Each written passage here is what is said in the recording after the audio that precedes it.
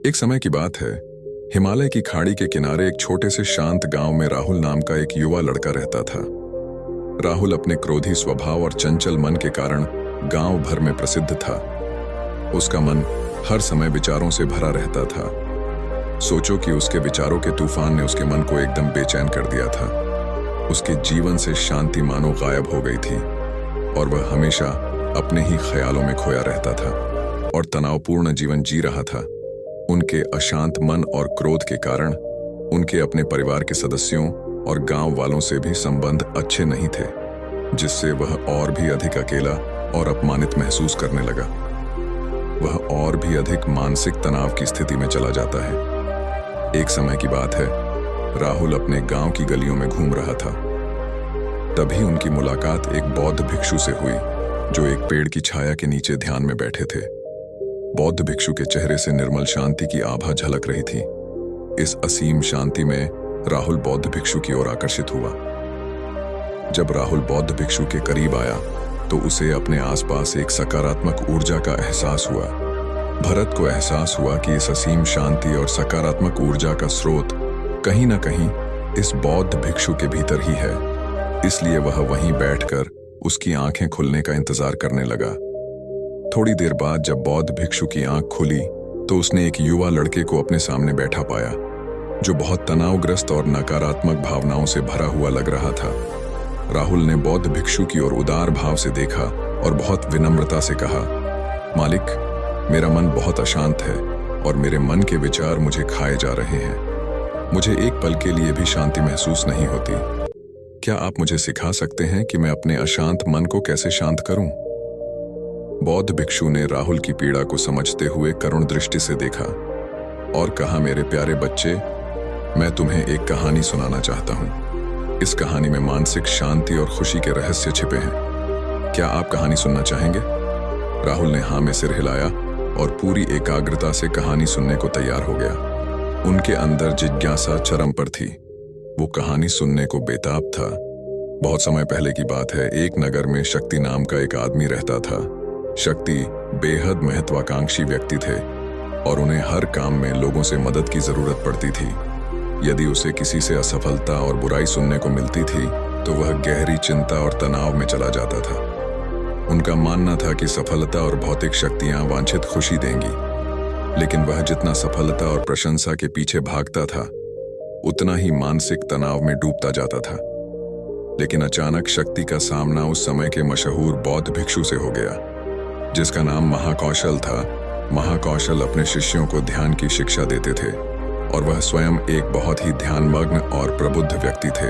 महाकौशल की अद्भुत एकाग्रता से प्रभावित शक्ति ने उनसे अपने भटकते मन को शांत करने का उपाय जानना चाहा। शक्ति ने कहा कि महंत मैं हमेशा सफलता के पीछे भागता हूँ और लगातार अधिक हासिल करने की कोशिश करते हूँ, फिर भी मुझे कोई क्षणिक संतुष्टि या आत्मसंतुष्टि नहीं मिलती।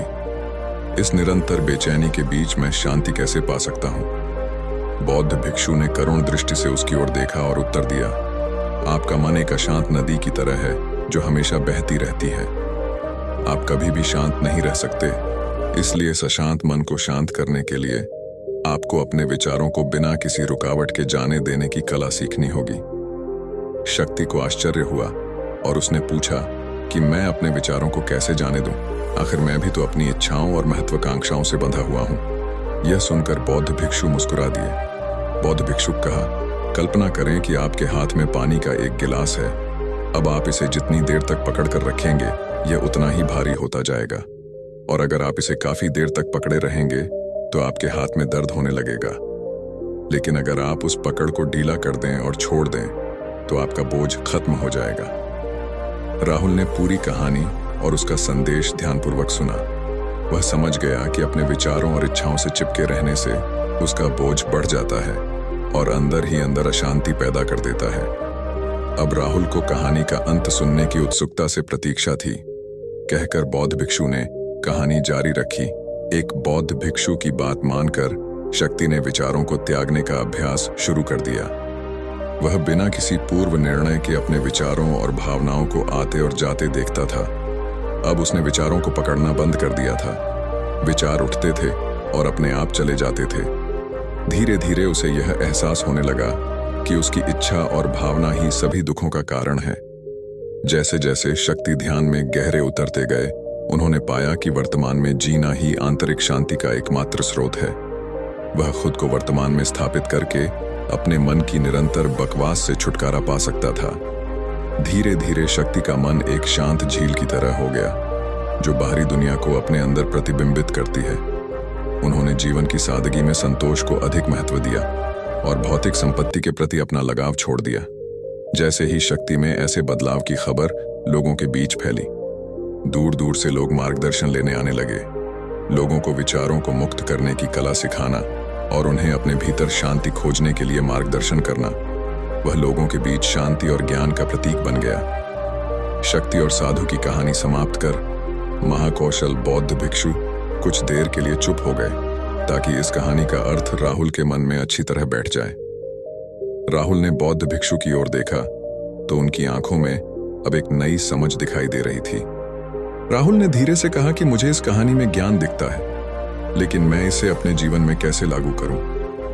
मैं अपने अशांत मन को कैसे शांत कर सकता हूं? राहुल के इस सवाल पर बौद्ध भिक्षु गर्मजोशी से मुस्कुराते हैं और फिर कहा कि अशांत मन को शांत करने का अभ्यास आत्म जागरूकता से शुरू होता है।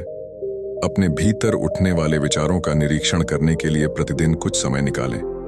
उन भावनाओं पर ध्यान दें जो आपके मन में आती हैं और देखें कि वे कैसे आती हैं, और आकाश में गुजरते बादलों की तरह चले जाएं। राहुल ने आंखें बंद कर लीं और बौद्ध भिक्षु के कहे अनुसार अपने विचारों का अवलोकन करने लगे। जैसे ही उसने अपने भीतर उठने वाले विचारों पर ध्यान देना शुरू किया, उसे इसका एहसास हुआ। उसे अपने अंदर चिंता और इच्छाओं की एक निरंतर धारा बहती हुई महसूस हुई। सिर्फ एक एहसास ने ही उसे एक अद्भुत शांति का एहसास कराया। उन्हें यह भी एहसास हुआ कि यह सभी विचारों और भावनाओं से अलग है। बौद्ध भिक्षु ने आगे कहा कि जैसे शक्ति ने खुद को सभी मोह माया से अलग कर लिया था, वैसे ही अपने मन को अशांतकारी विचारों और भावनाओं से मुक्त करने का अभ्यास विकसित करो। बिना किसी पूर्वाग्रह के विचार को वैसे ही स्वीकार करें जैसे वह आता है, और फिर धीरे धीरे उन्हें जाने दें और अपना ध्यान वर्तमान क्षण पर केंद्रित करें। लेकिन राहुल ने टोकते हुए कहा कि अगर विचार और भावनाएं इतनी मजबूत हैं तो क्या होगा? बौद्ध भिक्षु ने कहा, यह बना रहता है और मन को छोड़ने से इनकार करता है। बौद्ध भिक्षु ने राहुल की बात से सहमति जताते हुए सिर हिलाया और कहा, ऐसे कई मौके आएंगे जब आपके मन में सवालों का बवंडर चल रहा होगा। जब आपका दिमाग आपकी बात ही नहीं सुनेगा, तो ऐसे में आपको अपनी सांसों की ताकत पर विश्वास करना होगा। एक बार फिर भिक्षु ने राहुल से कहा, अपनी आंखें बंद करो और अपनी सांसों पर ध्यान केंद्रित करने के लिए अपने पेट को ऊपर उठता हुआ और मथता हुआ महसूस करें। बौद्ध भिक्षु ने बताया कि जब भी आपका मन अशांत हो तो तुरंत अपनी सांसों पर लौट आएं। सांस की वाद्य गति आपको तुरंत वर्तमान के चरणों में वापस खींच लेगी और आपको शांति का अनुभव कराएंगी। एक बौद्ध भिक्षु के निर्देश अनुसार आने और जाने वाली सांसों पर ध्यान केंद्रित करने का प्रयास करे। इस छोटे से व्यायाम से उन्हें मानसिक शांति का अनुभव हुआ। उसे याद आया कि उसकी सांसें हमेशा उसके साथ थीं, जो उसे वर्तमान क्षण की याद दिलाती थी, आराम और शांति लाती है। राहुल के इस विकास को देखकर बौद्ध भिक्षु मंद मंद मुस्कुराए और बोले, मेरे प्रिय, बेचैन मन को शांत करना एक ऐसा अभ्यास है जिसमें बहुत प्रयास और दृढ़ इच्छा शक्ति की आवश्यकता होती है, क्योंकि लगातार व्यायाम से मांसपेशियां मजबूत होती हैं। उसी तरह नियमित अभ्यास से मन भी शांत होता है। स्वीकृति में सिर हिलाते हुए इस बौद्ध भिक्षु को धन्यवाद देते हुए उन्होंने वादा किया कि आज से वह अपने अशांत मन को शांत कर सकेंगे और अपनी गैर शक्तियों को मुक्त कर सकेंगे। बौद्ध भिक्षु ने राहुल के कंधे पर हाथ रखकर कहा, मुझे आपकी क्षमता पर बहुत भरोसा है और आपको जल्द ही आंतरिक शांति मिलेगी। लेकिन याद रखें कि यह आसान नहीं होगा। लेकिन अगर आप दृढ़ इच्छा शक्ति और खुले दिल से प्रयास करेंगे तो आप निश्चित रूप से वह शांति पालेंगे जो आपके अंदर है। उस दिन से राहुल अपने अशांत मन को शांत करने का प्रयास करने लगा और हर दिन ध्यान करने के लिए एक अलग समय निर्धारित किया। उसने अपने मन में उठने वाले विचारों को बिना किसी रोक टोक के जाने दिया और अपनी सांसों के जरिए खुद को वर्तमान में बनाए रखने की कोशिश की। समय के साथ अभ्यास करते हुए राहुल को अपने अंदर शांति का अनुभव हुआ। जैसे जैसे समय बीतता गया, राहुल को ज्ञान और शांति का स्रोत कहा जाने लगा, और ग्रामीण भी अपने अशांत मन को शांत करने के लिए राहुल के पास आने लगे। बौद्ध भिक्षुओं के शिक्षक दूसरों की मदद करते समय आत्म जागरूकता की शक्ति साझा करते हैं। बौद्ध भिक्षु आंतरिक शांति पाने की शिक्षा देते हैं। इसके साथ ही उन्होंने अपनी सांसों पर ध्यान देने और अपने विचारों को मुक्त करने की कला भी सिखाई। ऐसे निवासियों का विकास हुआ और उन्हें मन की अमूल्य शांति मिली। बौद्ध भिक्षु की शिक्षाओं और राहुल द्वारा संचालित अभ्यास के माध्यम से विचारों को त्यागने और वर्तमान में जीने की कला दूर दूर तक फैल गई। उन्होंने कई लोगों की जिंदगी बदल दी, और जैसे जैसे समय बीतता गया, उनकी जिंदगी और भी बदलती गई। राहुल का शांत प्रभाव उसके गांव की सीमाओं से परे तक फैला हुआ था। आसपास के गांवों और शहरों से लोग राहुल के परिवर्तन की कहानी सुनते थे और उनसे सलाह लेने आते थे। मन के बोझ तले दबे लोगों के लिए राहुल आशा की किरण बन गया। राहुल की शिक्षाएं केवल ध्यान और प्रवचन तक ही सीमित नहीं थीं, बल्कि वह रोजमर्रा के काम जागरूकता के साथ करने पर ज्यादा जोर देते थे। वह लोगों को अपनी भावनाओं के प्रति जागरूक रहने की याद दिलाते थे।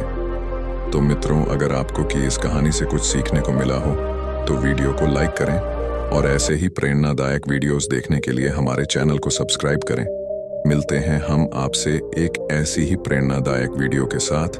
धन्यवाद।